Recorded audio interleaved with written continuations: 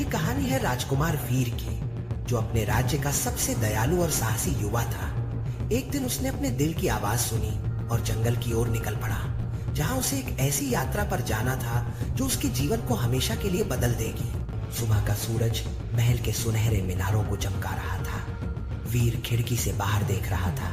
उसके चेहरे पर चिंता और उत्सुकता दोनों थी। वीर ने अपने धनुष और तरकश उठाए, सफेद घोड़े पर सवार हुआ और महल के द्वार से निकल पड़ा।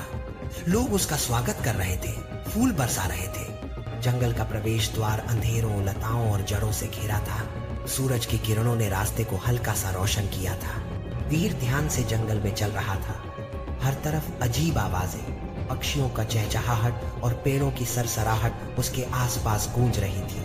अचानक अंधेरा छा गया, बिजली चमकी और तेज हवा चलने लगी। वीर थोड़ा घबराया, लेकिन उसने हिम्मत नहीं हारी। थोड़ी दूर पर उसने एक छोटी सी झोपड़ी देखी, लकड़ी और पत्तियों से बनी हुई, जिसमें से धुआं निकल रहा था। बाहर एक वृद्ध तपस्वी बैठा था। तपस्वी ने मुस्कुराते हुए वीर को एक चमकती हुई क्रिस्टल दी और कहा, इसे अपने दिल में रखो और जंगल के जरूरतमंद जीवों की मदद करो। वीर ने क्रिस्टल को अपने हाथ में पकड़ा और गहरी सांस लेकर आगे बढ़ गया। उसकी आंखों में नया विश्वास था।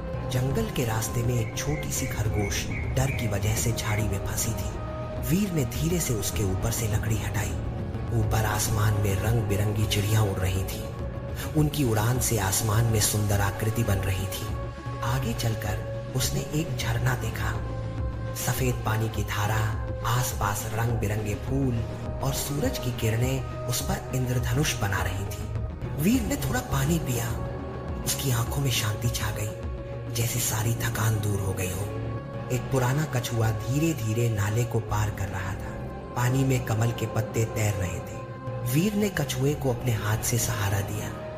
कछुआ मुस्कुराया और उसका धन्यवाद किया। आगे एक गुफा दिखाई दी।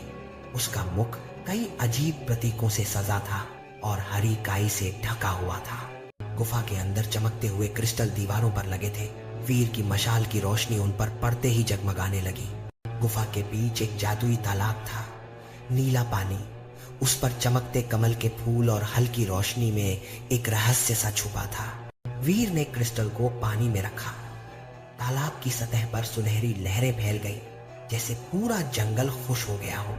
जंगल के सब जानवर, हिरण, लोमड़ी, गिलहरी एक साथ तालाब के पास आ गए। वीर को अपना दोस्त मानकर शांत खड़े रहे। एक चंचल लोमड़ी उसके पास कूदती हुई आई, पूंछ हिला रही थी, जैसे कह रही हो, हम तुम्हारी मदद के लिए शुक्रगुजार हैं। रात को वीर ने आग के पास बैठकर तारों को देखा।